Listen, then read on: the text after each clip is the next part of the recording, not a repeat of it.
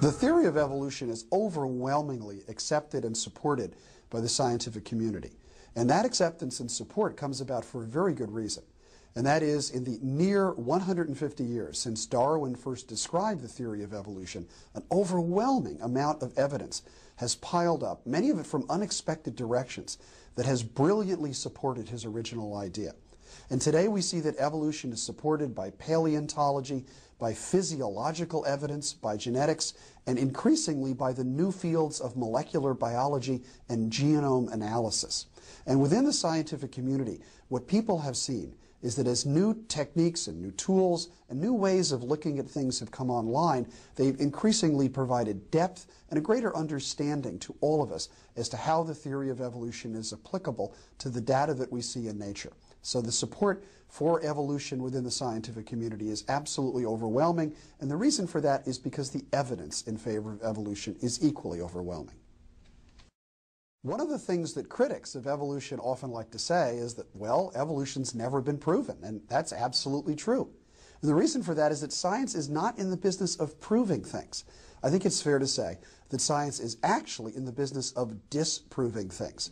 And what scientists do is to place a hypothesis on the table and design experiments or look for observations that might tend to support or tend to refute that hypothesis. If the hypothesis is contradicted by experimental evidence or by observations, we throw it out. We consider it to be disproven. Evolution has stood on the table for almost 150 years. People have probably worked harder to disprove evolution than any single other idea in all of science. And despite the best efforts of a century and a half, it's still standing. Now, that doesn't mean that evolution is proven, because no idea, no scientific theory is ever considered to be proven or to be true beyond dispute. That's the nature of science. Skepticism is the first virtue of a scientist. But in those 150 years, not a single observation, not a single piece of experimental evidence has been unearthed or has come about that has contradicted the theory of evolution, and that's why it has the high scientific standing that it does.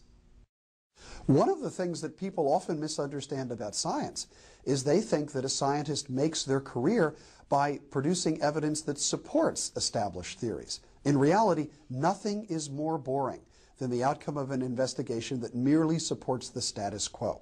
Young scientists in particular realize that the surest way to get fame and fortune and to advance their ideas is to upset the apple cart, is to disprove an established existing theory. And if I or any other scientist were able to get genuine, solid, important experimental evidence that would overturn the theory of evolution, it would make us famous. It would be an extraordinary thing. I think we can trust the process of science to weed out the bad ideas for the very simple reason is that the process of weeding out bad ideas can bring one fame and fortune, and therefore we expect eventually science to throw out the ideas that don't work. Evolution, despite a century and a half of effort, has withstood that test of time.